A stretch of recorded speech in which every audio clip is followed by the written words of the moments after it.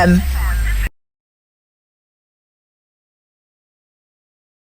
Welcome to the Disabilities podcast. I'm joined by Ryan Gaines. Welcome along. Hello, how are you? Good? Yeah. Cool. So, you just briefly introduce yourself. So my name is Ryan, I've got cerebral palsy. I was diagnosed with cerebral palsy from a young age, or when I was born. I had a bleed on the brain when I was born. So I've just got my cerebellum that was damaged, which affects your balance, coordination, spatial awareness, orientation. Did physiotherapy when I was younger. Walking into a few walls and stuff like that, you know. And yeah, I did physiotherapy to counteract it. And obviously the brain was still developing as a baby. So another part of the brain was able to take control of that. So, how premature were you? I was a week early. Oh. So it wasn't major, which is fortunate for me, but it does, it's good that I was a bit premature in the way of that I can represent people who've got worse conditions. Yeah, well, I was born 3 months. 3 months, geez. Yeah. Because I'm surprised. That's mental. Yeah. So there was a few not mishaps, but yeah, my mum had 2 kids before me. She was having her contractions, and midwife said she was having period pains and contracting. It was your fault. Yeah, it was my fault. And then midwife said, "Oh, just carry on, it's fine." Obviously, the more, because my head twisted in the room. Yeah. And then obviously the more she was going to, Yeah, Christ. So, all fun and games. Yeah, it's all fun and games. So, how long after you were born were you diagnosed with cerebral palsy? It took me about 2 years to get diagnosed. I don't know exactly. I know when I was, so I've got cerebral palsy, but I've also got hydrocephalus. So hydrocephalus, everyone's got a internal cartilage that runs fluid down from your brain, but mine got blocked at birth, hence the head twisting. When they untwisted it, was built up pressure and all that. So yeah, my normal tube got blocked, and then they inserted the shunt, which is just a metal tube, basically a plastic tube. Does the same thing, but that was when I was 14 days old, I think, or 14 weeks, sorry. And then it got rechecked when I was 5, and then touch wood, I haven't had it checked since. Yes, I probably should go and get general checkups, like for conditions, see if it gets worse and whatever. But touch wood, it's not gone wrong. Schools. Were you put in any disabled school? I know Aimwin. Yeah. It was a mainstream school. Yeah. But primary school, preschool? Primary school, I was in a mainstream school in Clapham.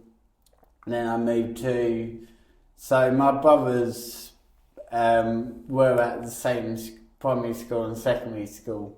So I kind of followed suit. So I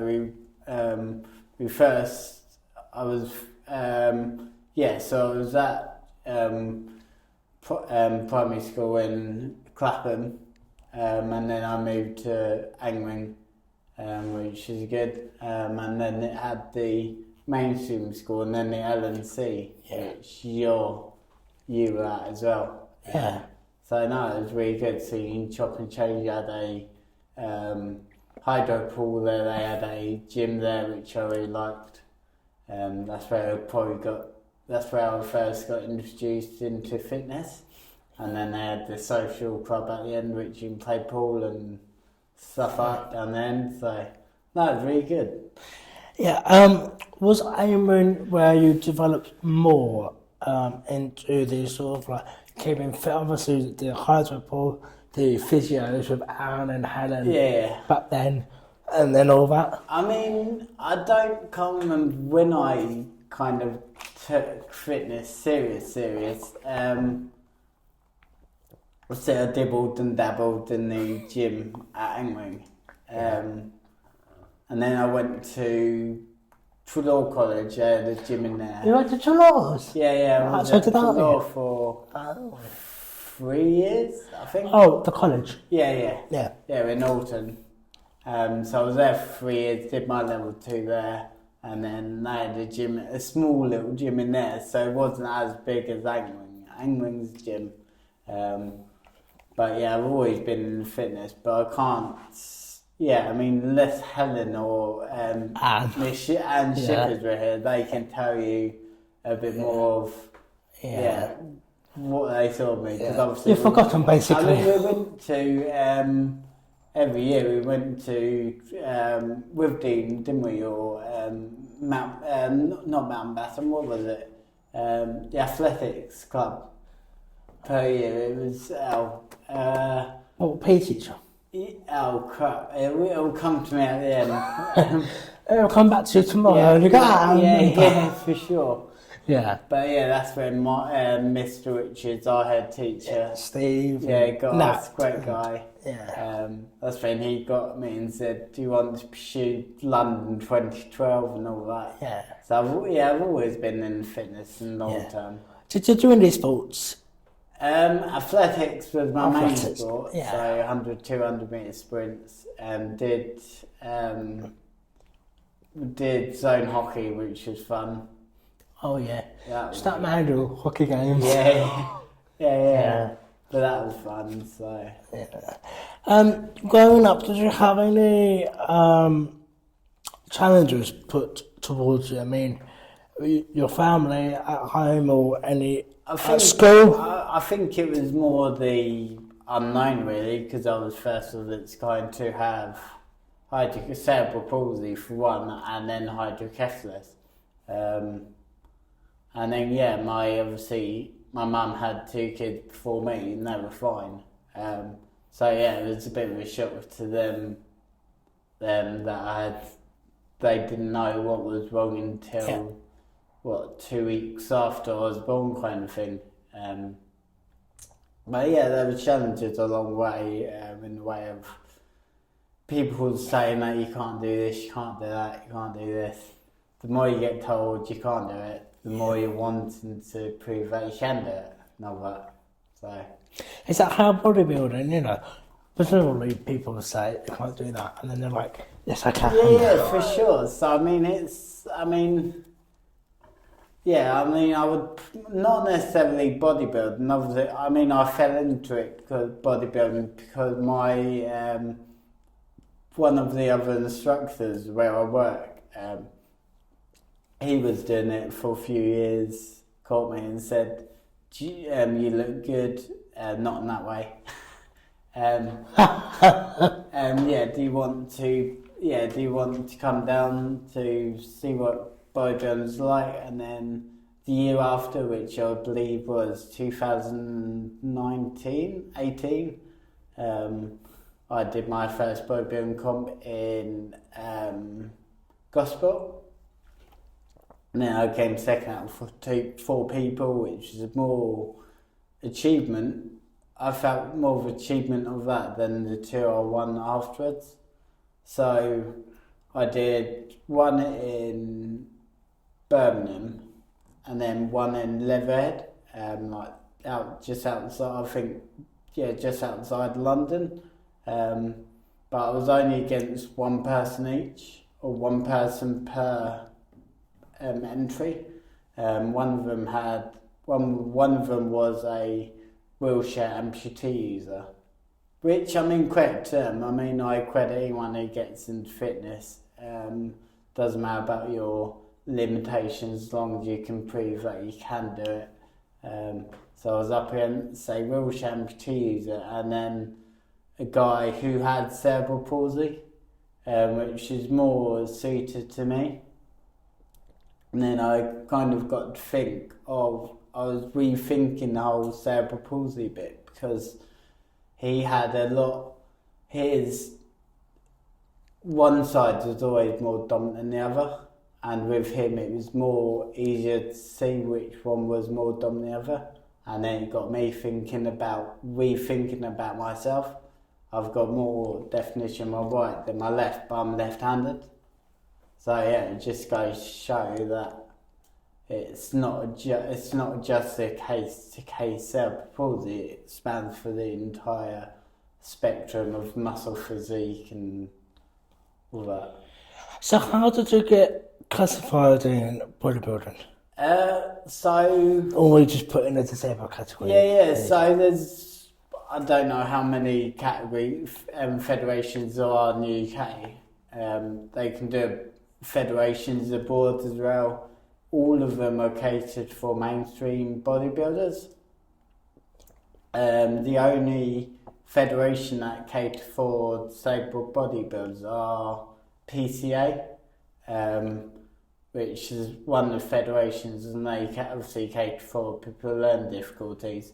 But yeah, it's not necessarily, yes, you enter, but you don't know how many you enter. So if you're going into mainstream bodybuilding, you can kind of guesstimate how many people you're up against. So 4 or 5 people.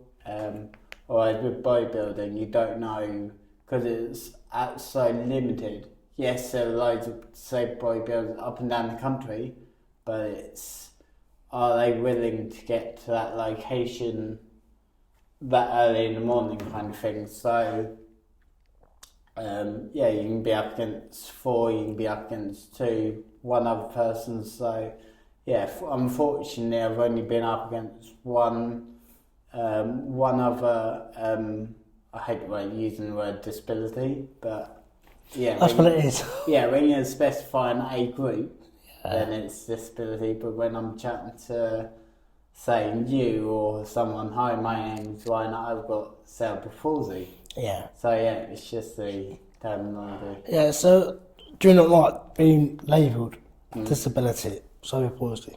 Yeah. I mean, yeah, so, yeah, no, that's fine. So this is why I kind of want to go into schools and colleges to chat about the whole disability community and all that. Because you've got disability that spans the whole entire spectrum, whether it's muscle dystrophy, whether it's limb missing, etc. Then you've got cerebral palsy. So cerebral palsy is just brain damage. It's just a less harsh word than brain damage. Yes. Brain damage. To some extent. Yeah, brain damage is damage within the brain. Cerebral palsy is that same thing. As I say, fortunately for me, it was only the cerebellum, and obviously it happened when I was born. And you were able, bless you, and you were able to. I was able to. My brain was able to make connections that way. And then so it's just taking out that word as a group, and then just saying, "Hi, my name's Ryan. I've got cerebral palsy." And then that's it. You're Peter. You've got whatever condition you've got. Yep. Rather than just disability. Yeah. So I think everyone's heard the word disability, so they're thinking, do I just say I've got a disability and that's it, or do it? Because you're still gonna get asked questions either way. So I may say, I've got cerebral palsy, which is exactly what I'm explaining to you now. So I've got cerebral palsy, which is a less harsher word than brain damage. Yep, and that's what it is. And then people will ask questions either way of the spectrum. Yeah. So,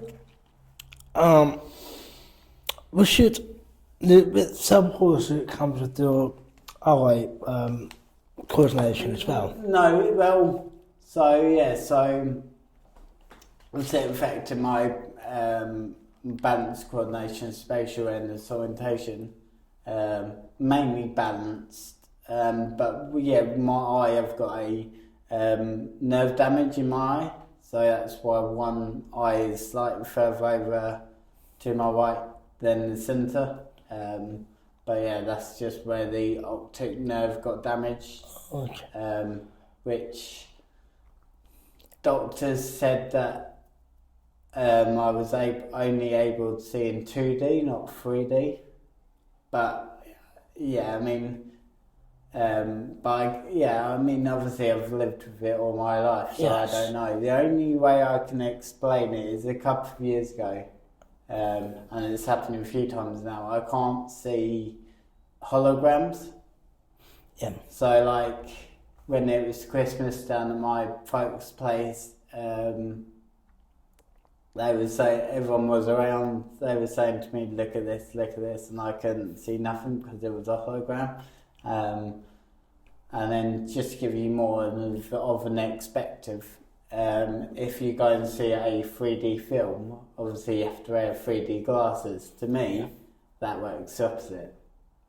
So for me, I don't have to wear the 3D glasses because it'll, Yeah, because I got told when I was born, I had 2 wonky eyes, like all up.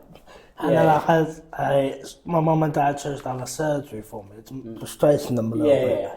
So I just wondered if you had that. So I could have had when I was little. I mean, fortunately for me, mine is kind of less, obviously it's noticeable, but it's less noticeable than, so I know a friend who had a lazy eye, but her eye was inverted, so pointing towards the nose. Mine is pointing away. But it just means that, my depth perception is fine. I just see our one optimal vision more than the other side, so I can see this is my eye I focus on, my right. So I can see out more of my optic vision this side than my left. I would have to turn my head. Yeah, I've seen you do that quite. And not just look, but have a conversation as well. Yeah. So you got into. So how did you get into the? Obviously, you were with the gym. You were doing the fitness. How did you get into that job? Your fitness motivator. So it was through a social group originally. So the social group I do. Unfortunately, the company is no longer because of COVID and all that crap. But one of the ladies I introduced to volunteer, she was a fitness instructor and for mainstream, and she wanted to use her experience for the disability community as well. So I got her into volunteering originally, and then after COVID and the company went bust and whatever because it was government funded, which is understandable-ish.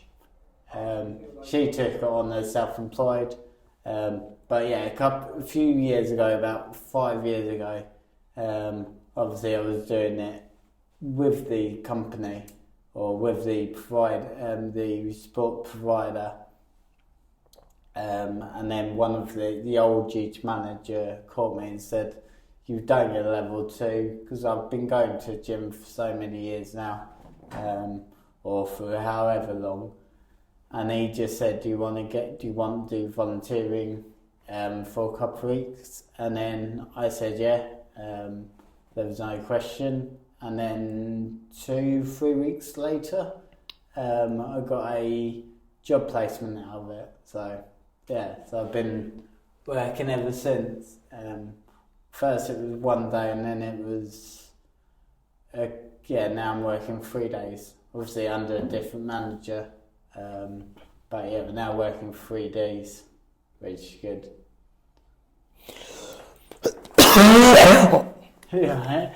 Yeah, I'm fine. Just got a, is it on still? Is it the way is it on still? Yeah. So I've got to check. It's phlegm, don't worry. Get away from me then. So, did your achievement in bodybuilder? I don't have all of the information. You'll probably tell me if I'm wrong. But you got first in 2021. in the yeah. disability. Yeah. Disability. So that was my first.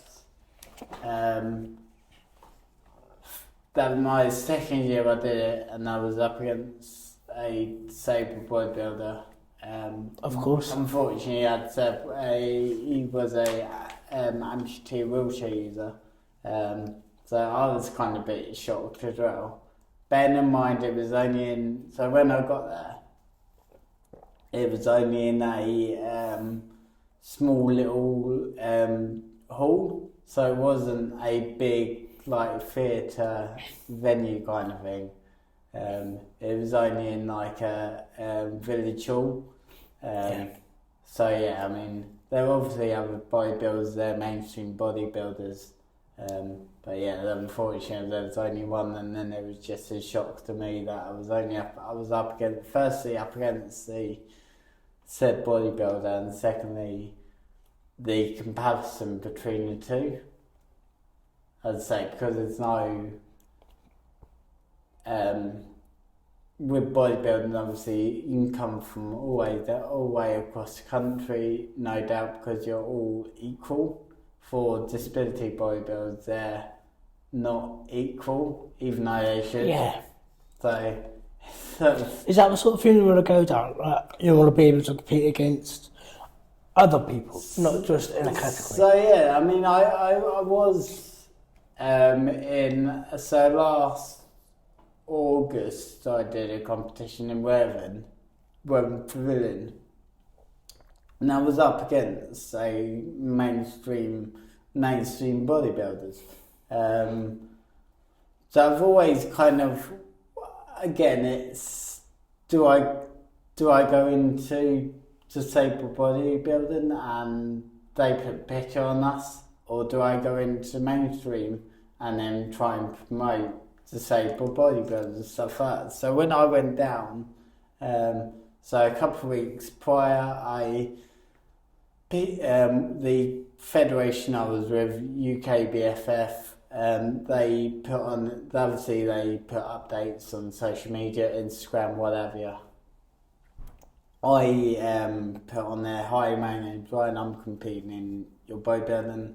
Can I mention about my cerebral palsy, or can you mention about my cerebral palsy? Not necessarily just to myself, but yeah, to the audience, the other competitors. To explain. Yeah, just to explain. Again, I don't have to. No. I don't have to explain. I could just walk in there and think. But yeah, as I say, one side is always, for mainstream, their muscle physique is going to be symmetrical each side, whereas people with learning difficulties or cerebral palsy, whatever, one side is always going to be more defined than the other. So anyway, went down and they said, do you want me to mention? Yes. So half an hour before the the competition started, we were obviously doing a bodybuilding brief meeting on how it's going down, the structure of it. And then they got to my part, and it was this old geezer, probably in his 70s, and he said, we've got a bodybuilder here today who's suffering with cerebral palsy rather than living with cerebral palsy. Suffering. So yeah, that's nice. Suffering with cerebral palsy. So poor you, Ryan. Poor you. I mean, yeah, I kind of laughed it off, but at the same time, I kind of wanted to, put my hand up and mention about, I'm not suffering with it. At that point, do you correct him or do you shut up and just do competition? And what did you do? Sorry? And what did you do? Did you? So unfortunately, I didn't get a placement because there was in my category. So originally, I did it online. I filled out the form online, stuff like that, and then when we got down there, the federation wanted everyone to refill the forms in again, and I just think I filled the the form in slightly wrong. So I was in I wasn't in the category I was expected to. But anyway, so I was in. There was about, I don't know, 12 people in my category. Hence, everyone was on steroids. The majority of them were, which is fair enough. But obviously, they were bigger lads. I wanted to go in the under 80 kilo category. The guys I was up against were probably 85, 90 kilo plus. Unfortunately, I didn't get a placement for that reason alone. But yeah, if I was to get a placement, then I would have mentioned again about, hopefully, I would mention it to the audience, because obviously the federation mentioned to the other bodybuilders, but they didn't do it with the audience.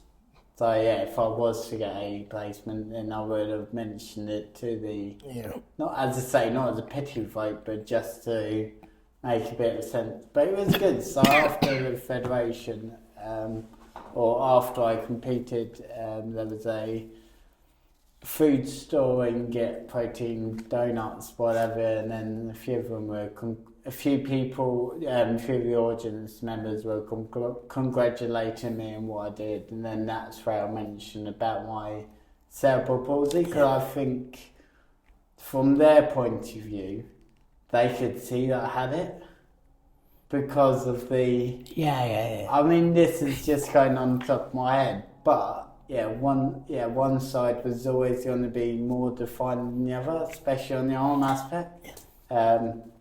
Maybe the same for legs, stuff like that. But yeah, I think the reason why they came over is because I think they had a slight inquiry that had cerebral palsy or something like that. This is just going on top of my head, but I still would mention that I had cerebral palsy. So do you prefer people just knowing you for who you are and not mentioning the cerebral palsy at all? No. So when I started work 4 or 5 years ago, whatever it was, the gym is my comfort zone. So I mentioned to, again, not as a pity vote, but yeah, it was just making, rather than hide it, I was mentioning it to some of the people, some of the members there, kind of thing. Just say I've got the cerebral palsy. I may do stuff slightly wrong, or I explain things in a slightly different fashion than others. But yeah, I was just saying I've got the cerebral palsy, because people are gonna, doesn't matter who you are, people are gonna pick up on where you look, where you talk. Yeah. What's wrong with you, basically? So yeah, people are gonna assume what's wrong with my lazy eye, whatever. But yeah, so I was just saying that I've got the cerebral palsy, and it's just made it much better than hide it, really. Do you think people have accepted you more through your bodybuilding? Yeah. Because if you haven't had bodybuilding in your life... I mean, yeah, it's definitely gotten me more... I mean, so for me, this is a weird analogy, but I'd rather be a quiet person within a group than a quiet person by myself. Obviously, it's improved. So I was a massive introvert when I was little, teenager and whatever, because I knew what I wanted to do. But yeah, I didn't have much of a social life when I was angry, whatever.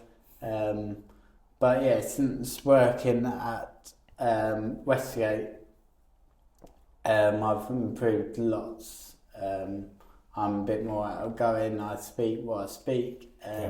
It may take me slightly longer. So even when I do an induction, which is normally half hour, 45 minutes, I explain to them, not necessarily I've got cerebral palsy, but I just say it may take me slightly longer to explain that little bit to. So rather than going bosh, bosh, bosh, here you go.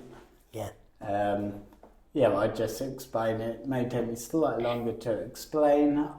If I've got cerebral palsy, I just explain things in a different fashion. And do most people know what cerebral palsy is, or do they just...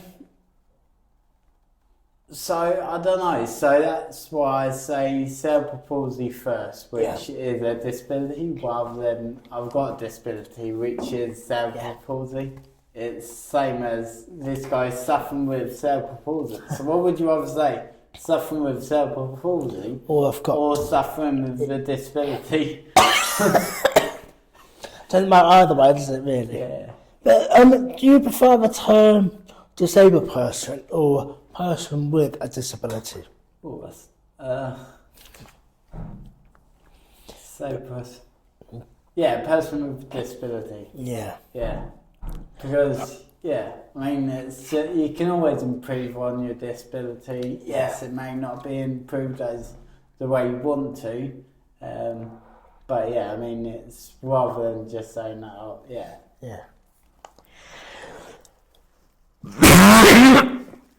There we are. I needed to get that out. I was about to say that just going to be coughing and spewing guts. Yeah, I do apologise. So, last couple of questions. Would there be any advice you would give to younger people with cerebral palsy? I just think that try not to let it get it down. Try and speak your mind out a little bit more. Obviously, as I've got older, I've accepted that I'm a bit more outgoing about speaking to people about my cerebral palsy. But the more you hide it, the worse it gets, because you don't know where to go, what social group you want to be in. So for me, I've got friends who've got cerebral palsy. I meet up with them every now and again. But you don't want to be confounded with a disability group. You always want to span out into mainstream society to see what you can potentially become. And again, since being at Westergate, I've become a lot more outgoing than I would have done if I wasn't. But I would just say to the younger generation that it may suck having cerebral palsy, but just speak to people. Speak about my cerebral palsy. Yes, people may or will take the mickey out of you, because that's what teenagers do. Kids do that banter. But at the end of the day, they don't know. I think the reason why they mock is because they don't know what cerebral palsy is. Their natural reaction is to take piss, take mickey. But this is why I want to go into schools and colleges, universities. One of my incidentally a couple of weeks ago, weirdly enough, I bumped into my old drama teacher who was from Angling, who now lived in Bognor. And I was saying to her that just out of the blue, because she obviously works at Chi Union Bognor campus. And I was just saying to her, by any chance, can I come into the university to chat about disability? Just make people more aware, because people doesn't matter who you are, mainstream wise, people have always come across people with learning difficulties. There's no doubt about it, or disabilities. There's no doubt about it. But when it comes to acknowledging them, or just having a better understanding, or saying, hi, hey Peter, do you want to come out for a game of pool afterwards, or something like that, just to which makes the day really. Other Yeah. friends for that. Yeah. Okay. Well, yeah. What they should do. Yes. I mean. Yeah, when you're younger, yes, you don't know what to do, you don't know what social group you should be at. You're a bit unwary, but I think with a gym atmosphere, people are, it's non-discriminated. So you can go in, and then once people see you, because people are going to look, there's no doubt about it, whether it's in a good way or a bad way. And then as soon as they see you lifting weights or doing leg press or whatever, then people are gonna be, their cogs are gonna be turning in their head, and they're gonna think, oh, this geezer's alright. Do I go over and congratulate him and stuff like that? So. And then once you get that first point of contact of, you've done great with your condition, then obviously it's going to put you outside the comfort zone. So, I mean, you're always going to have negative people, no doubt about it, but Karens. But yeah, that kind of makes you stronger kind of thing. Yeah. Like, a lot of people say, only positive vibes, but if you don't get the negative vibes, then do I stick with the negative vibes, or do I fuck off and go to another vibe kind of thing? And then you're with a gym, you're going to get negative vibes, but you're also going to get positive vibes as well. Let's go through the last few questions again, because I think we might have... Yeah, sure. I think we're only in the last 5 minutes. Yes. Thankfully. Because that's at past, so I'll catch you 35 minutes. Yeah. So it's around the last 5-10 minutes. So, I'll leave us on to the last.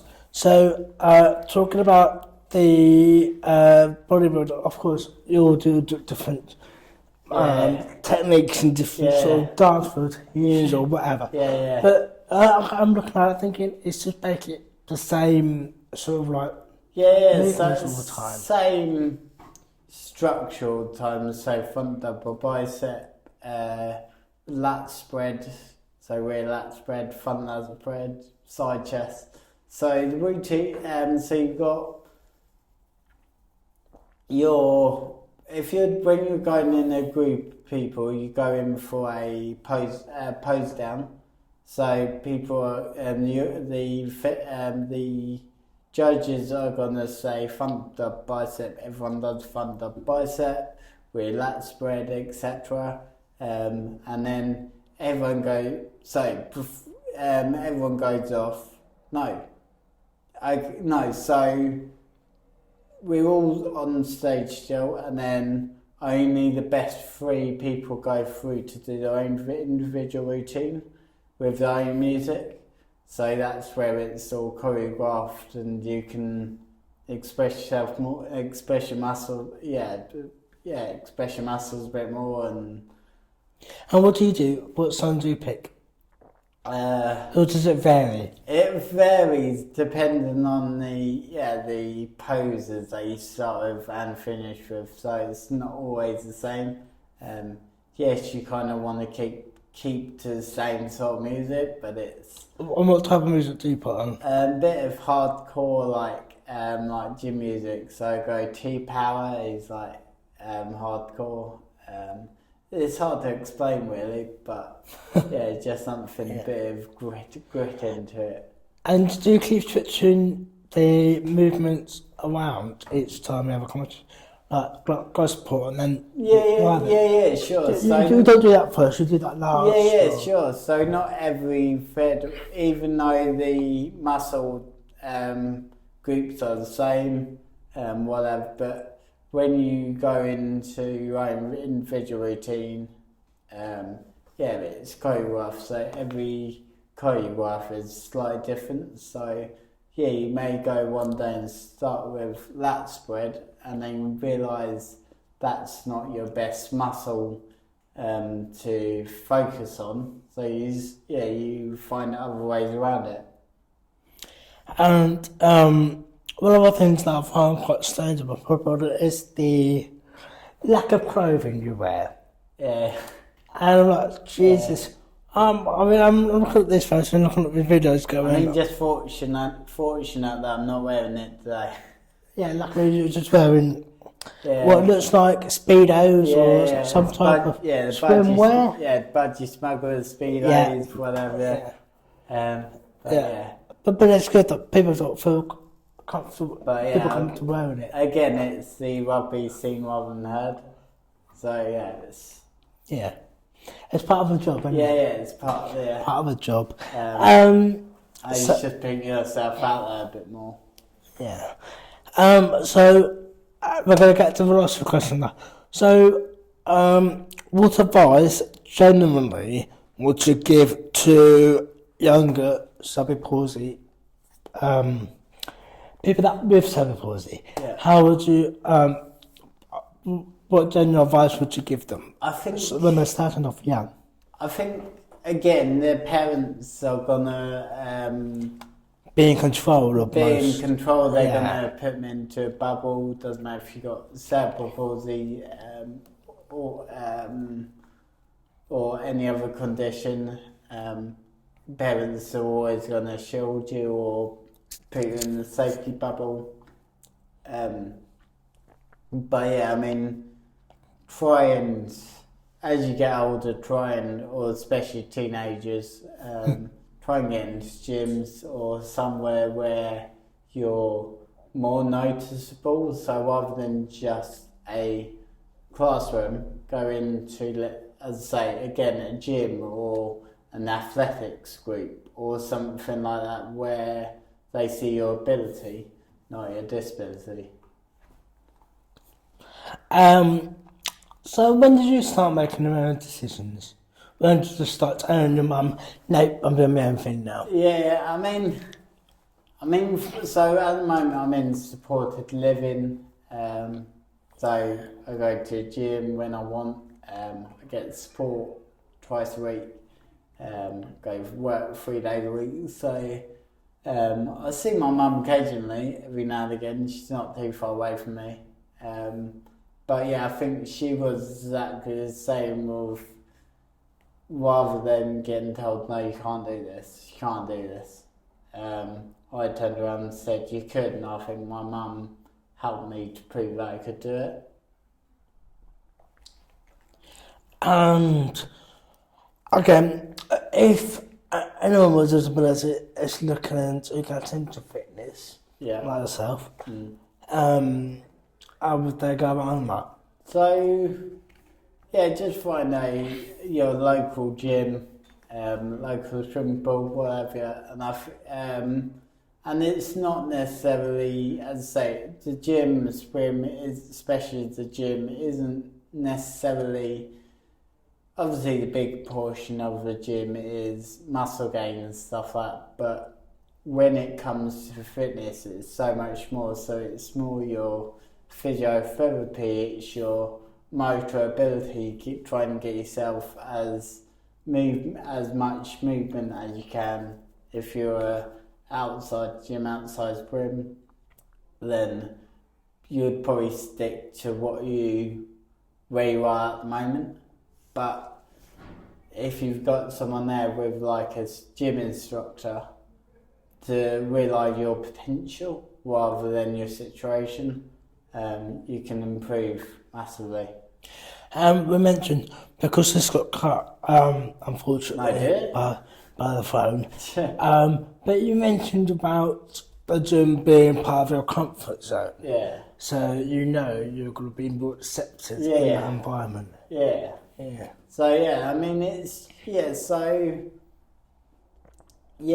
been into gyms since I was in secondary school, stuff like that. So the gym has always been a part of me, and it's since I started working at Westgate, that's where I was in my comfort zone, and I go to other gyms as well.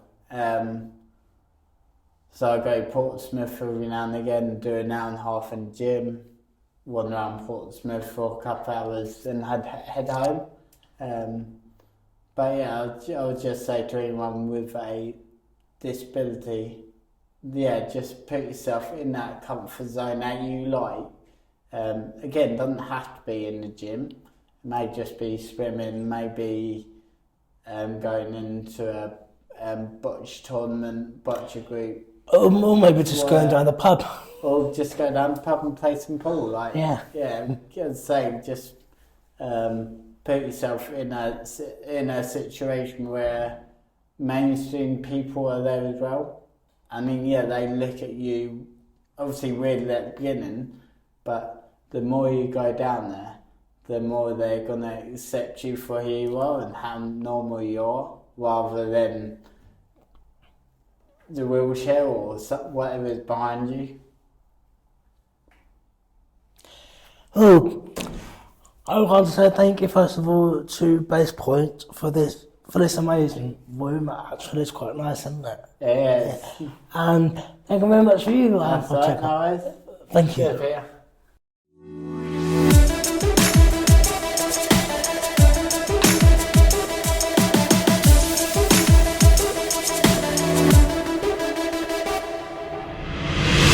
Voice. Let's go. Voice FM.